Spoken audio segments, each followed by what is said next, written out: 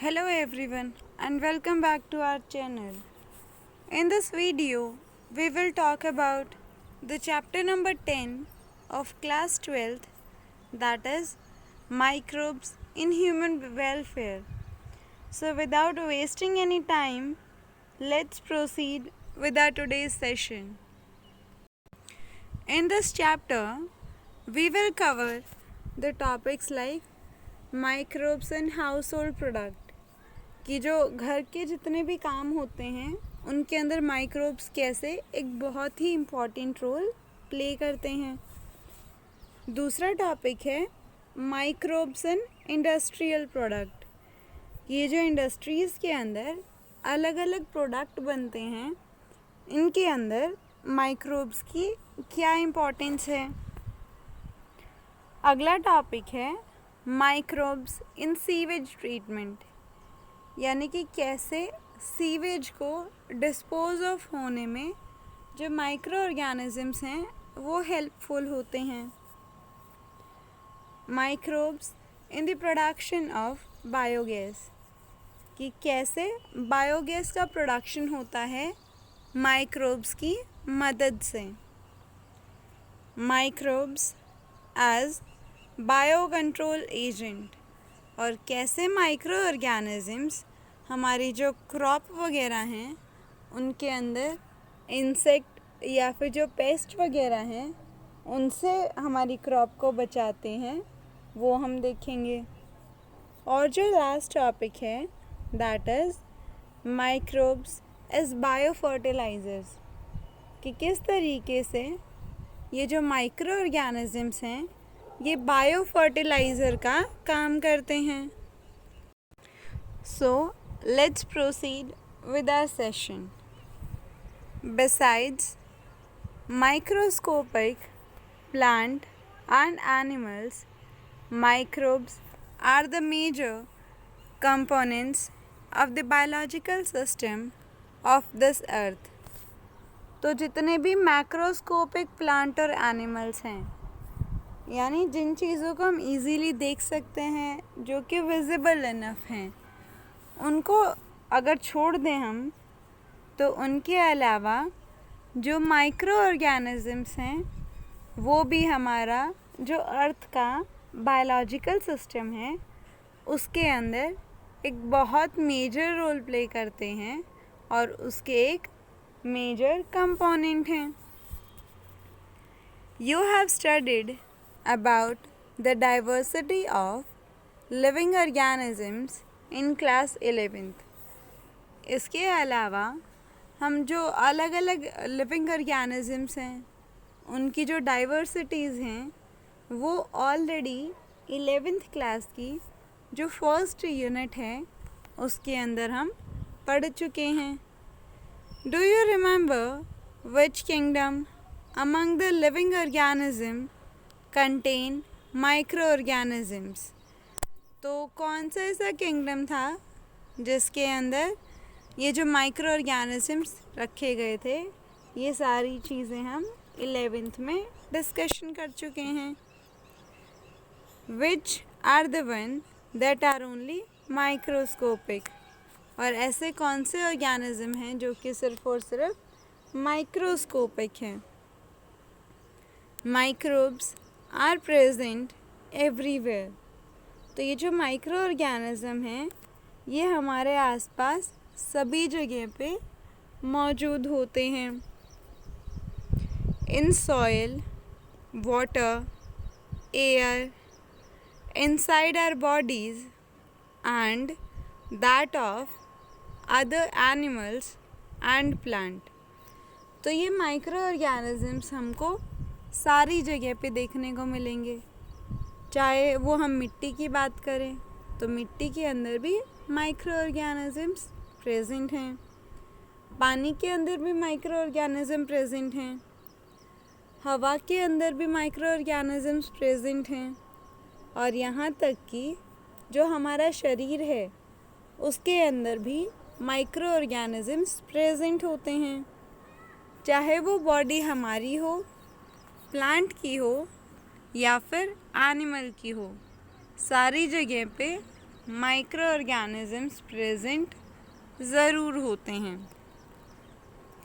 They are present even at sites where no other life form could possibly exist, sites such as deep inside the glaciers, thermal vents where the temperature may be as high as 100 degrees Celsius, deep into the soil under the layer of snow several meters thick and in highly acidic environment। तो ये जो micro organism हैं ये ऐसी जगह पे भी present हो सकते हैं जहाँ पे कोई जो दूसरे तरीके की जो लाइफ फॉर्म है वो पॉसिबल नहीं हो सकती है। जैसे कि जो ग्लेशियर्स होते हैं उनके जो बिल्कुल नीचे जो थर्मल वेंट्स हैं यानी कि जो हॉट स्प्रिंग्स हैं जहाँ टेम्परेचर 100 डिग्री सेल्सियस से भी ज़्यादा होता है, ये वहाँ पे भी सरवाइव कर लेते हैं micro organisms. Deep in the soil यानी सॉइल के बहुत नीचे जो लेयर्स हैं वहाँ पे भी हमको माइक्रो ऑर्गेनिजम्स देखने को मिल सकते हैं। जो स्नो होती है उसके अगर हम बहुत लेयर्स नीचे जाएं तो स्नो नॉर्मली बहुत ज़्यादा थिक होती है, लेकिन अगर हम उसको डिग करके देखें तो वहाँ पे भी हमको माइक्रो ऑर्गेनिजम्स देखने को मिल सकते हैं। और इसके अलावा जो हाईली एसिडिक इन्वायरमेंट होता है वहाँ पे भी ये जो माइक्रो ऑर्गेनिजम्स हैं वो सरवाइव कर लेते हैं। तो इसका मतलब कि माइक्रो ऑर्गेनिजम्स ऑलमोस्ट हर एक जगह पे हमें मिलेंगे, चाहे वो कितना ही एक्सट्रीम एनवायरनमेंट क्यों ना हो। Microbes are the diverse protozoa, bacteria, fungi and microscopic plant viruses, viroids and prions that are proteinaceous infectious agent। तो अब ये जो माइक्रो ऑर्गेनिज्म हैं इनकी कैटेगरी बहुत ज़्यादा डाइवर्स है, यानी कि इसके अंदर अलग अलग कैटेगरीज आएंगी, इनके अलग अलग मेंबर्स हैं। फॉर एग्ज़ाम्पल प्रोटोजोआ इंक्लूड होता है माइक्रोब्स में, बैक्टीरिया आते हैं, फंजाई है, जो वायरसेस हैं वो आते हैं, वायरॉइड्स आते हैं और इसके अलावा प्रायॉन्स भी आते हैं। इन प्रायॉन्स और वायरॉइड के बारे में हम सेकेंड चैप्टर में पढ़ चुके हैं 11th क्लास के। क्या होते हैं प्रायॉन्स? कि ये प्रोटीनेशियस इन्फेक्शियस एजेंट होते हैं, यानी प्रोटीन के बने हुए ऐसे एजेंट होते हैं जो कि इन्फेक्शन फैलाते हैं। Some of the microbes are shown in figure 10.1 and 10.2। तो कुछ माइक्रो ऑर्गेनिजम्स दिखाए हुए हैं फिगर 10.1 और 10.2 के अंदर। The microbes like bacteria and many fungi can be grown on the nutritive media to form colonies, figure 10.3, that can be seen with the naked eyes। तो कुछ माइक्रो ऑर्गेनिजम्स ऐसे भी हैं जैसे कि बैक्टीरिया और फंजाई, जो कि अगर उनको न्यूट्रिटिव मीडिया मिले, यानी कि ऐसा मीडिया उनको प्रोवाइड किया जाए जिसके अंदर जितने भी जो न्यूट्रिएंट्स हों वो प्रेजेंट हों, तो ये वहाँ पे ग्रो हो जाते हैं और बहुत सारी अपनी कॉलोनीज़ बना लेती हैं। और इनकी जो कॉलोनीज़ हैं हम इनको अपनी नेकेड आइज़ से भी देख सकते हैं, यानी कि इनको देखने के लिए फिर हमें माइक्रोस्कोप की ज़रूरत नहीं पड़ेगी। Such culture are useful in the study of microorganism. तो ये जो कॉलोनीज़ बना रहे हैं, जो ये कल्चर बन रहे हैं, ये बहुत इम्पॉर्टेंट है माइक्रो ऑर्गेनिज़म्स की स्टडी करने के लिए. In chapter 8, you have read that microbes cause a large number of diseases in human being. तो जब हमने चैप्टर नंबर 8 पढ़ा था, तब हमने उसमें ऑलरेडी ये पढ़ा था कि कैसे जो माइक्रो ऑर्गेनिज़म्स हैं वो एक बहुत ही बड़े नंबर में हमारे अंदर बीमारियां फैलाते हैं. They also cause diseases in animals and plant. तो हम इंसानों के अलावा ये जो माइक्रो ऑर्गेनिज़म्स हैं, ये एनिमल्स और प्लांट के अंदर भी बीमारियां फैलाते हैं. But this should not make you think that all microbes are harmful. Several microbes are useful to the men in diverse ways. तब इसका मतलब ये ज़रूरी नहीं है कि हमने उस चैप्टर में माइक्रो ऑर्गेनिज़म्स से होने वाली बीमारियों के बारे में पढ़ा तो सारे के सारे माइक्रो ऑर्गेनिज़म्स ही हमारे लिए हार्मफुल हों. ऐसे बहुत सारे माइक्रो ऑर्गेनिज़म एग्जिस्ट करते हैं जो कि हमारे लिए बहुत ही ज़्यादा यूज़फुल हैं. Some of the most important contribution of the microbes to human welfare are discussed in this chapter. तब इस चैप्टर के अंदर हम लोग ऐसे माइक्रो ऑर्गेनिज़म्स के बारे में पढ़ेंगे जो कि हमारे लिए फ़ायदेमंद हैं, जिनका होना हमारे लिए बहुत ही ज़्यादा यूज़फुल है. The microbes in the household product. तब हम सबसे पहले यूज़फुल माइक्रो ऑर्गेनिज़म्स की बात करेंगे जो कि हमारे डे टू डे लाइफ में हमारे घरों के अंदर हमें मिलते हैं और वो हमारे लिए बहुत ही ज़्यादा फ़ायदेमंद हैं. You would be surprised to know that we use microbes or the product derived from them everywhere. You would be surprised to know that we use microbes or product derived from them everywhere. तो ये आपको सुन के काफ़ी surprise होगा कि हमारे जो घर में हैं, जो हमारे डे टू डे लाइफ है, उसके अंदर भी माइक्रो ऑर्गेनिज़म्स और उनसे जुड़े हुए जो प्रोडक्ट हैं वो बहुत ही काम आते हैं. A common example is the production of curd from milk.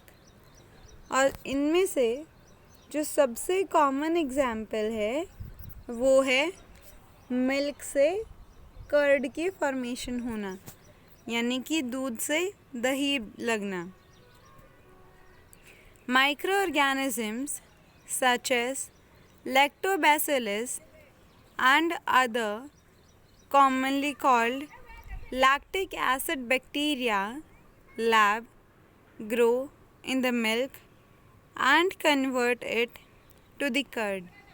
तो अब इसके अंदर जो माइक्रो ऑर्गेनिज़म्स हैं जैसे कि लैक्टोबैसिलस बैक्टीरिया और जो कुछ और भी हैं बैक्टीरियाज जिनको हम कॉमनली लैक्टिक एसिड बैक्टीरिया यानी कि लैब भी बोलते हैं, ये धीरे धीरे ग्रो होने लगते हैं मिल्क के अंदर और फिर उसको मिल्क से कर्ड के अंदर चेंज कर देते हैं. During growth the LAB produce acids that coagulate and partially digest the milk proteins. तो अब जब ग्रोथ हो रही होती है तो उस टाइम पे क्या होता है कि जो लैब है यानी कि लैक्टिक एसिड बैक्टीरियाज हैं, ये क्या करेंगे, एसिड्स प्रोड्यूस करवाएंगे। और इसके अलावा फिर क्या होगा, कोगुलेशन हो जाएगा इनका। और इसके अलावा जो मिल्क का प्रोटीन है वो धीरे धीरे पार्शली डाइजेस्ट होने लग जाएगा। यहाँ एक चीज़ इम्पॉर्टेंट है कि जो मिल्क है उसके अंदर प्रोटीन पार्शली डाइजेस्ट हो रहा है, लेकिन मिल्क के अंदर प्रोटीन कौन सा प्रेजेंट होता है, तो नॉर्मली मिल्क के अंदर कैसीन प्रोटीन प्रेजेंट होता है। और ये जो कैसीन प्रोटीन है यही पार्शली डाइजेस्ट होता है जब माइक्रो ऑर्गेनिजम्स जैसे कि लैब वगैरह उसके ऊपर एक्ट करते हैं। A small amount of curd added to the fresh milk as inoculum or starter contain millions of lab which at suitable temperature multiply, which also improve its nutritional quality by increasing vitamin B12। तो अब curd बनाने के लिए जो procedure है normally वो ये है कि हम सबसे पहले थोड़ा बहुत अमाउंट का जो कर्ड है उसको लेंगे और उसको हम एज अ इनोक्यूलम यूज़ करेंगे। इनोक्यूलम का मतलब होता है कोई स्टार्टर, यानी किसी चीज़ किसी प्रोसेस को स्टार्ट करने के लिए कोई भी प्रोसीजर को इनिशिएट करवाना। इसके अलावा अब ये जो स्टार्टर है इसके अंदर क्या प्रेजेंट होगा, इसके अंदर प्रेजेंट होगा लैब, यानी कि लैक्टिक एसिड बैक्टीरिया। अब जब इन लैब को सूटेबल एनवायरनमेंट मिलेगा, यानी कि सूटेबल टेम्परेचर मिलेगा, उस टाइम पे ये मल्टीप्लाई होने लगेंगे और फिर जो मिल्क है उसको पार्शियली डाइजेस्ट करवा के उसको कर्ड के अंदर ट्रांसफॉर्म करवा देंगे। और जब ये मिल्क से कर्ड की फॉर्मेशन होती है तो उससे जो न्यूट्रिशनल क्वालिटी होती है वो भी इम्प्रूव होती है, क्योंकि इस टाइम पे इनके अंदर जो विटामिन B12 है उसका अमाउंट इंक्रीज हो जाता है। In our stomach to the LAB play a very beneficial role in checking the disease causing micro organism. और इनके अलावा हमारा जो स्टमक है उसके अंदर भी ये जो लैब है एक बहुत ही फ़ायदेमंद रोल प्ले करता है। कैसे, जो हमारे जितने भी डिज़ीज़ कॉजिंग माइक्रो ऑर्गेनिजम्स हैं उनकी अमाउंट को मेंटेन करवाता है, उनका अमाउंट ज़्यादा नहीं होने देता है। The dough which is used in making food such as dosa and idli is also fermented by the bacteria. जो डो बनता है जिससे खाना बनाया जाता है जैसे कि इडली और डोसा, तो उसके अंदर भी ये जो डो है ये फर्मेंटेड होता है। और कौन करवाते हैं इसको फर्मेंट, बैक्टीरियाज करवाते हैं। The puffed up appearance of the dough is due to the partial production of CO2 gas. अब ये जो डो बन रहा है ये हमको काफ़ी पफ्ड अप अपीयरेंस देते हैं, यानी कि कुछ फूला हुआ सा अपीयरेंस देता है। और ये किसकी वजह से होता है, CO2 गैस के प्रोडक्शन की वजह से होता है। Can you tell which metabolic pathway is taking place in resulting the formation of CO2? तो इसके अंदर जो मेटाबॉलिक पाथवे है जिसकी वजह से CO2 प्रोड्यूस हो रही है वो है अनएरोबिक रेस्पिरेशन, या फिर अगर हम मोर स्पेसिफिकली बोलें तो ये है एल्कोहलिक फर्मेंटेशन।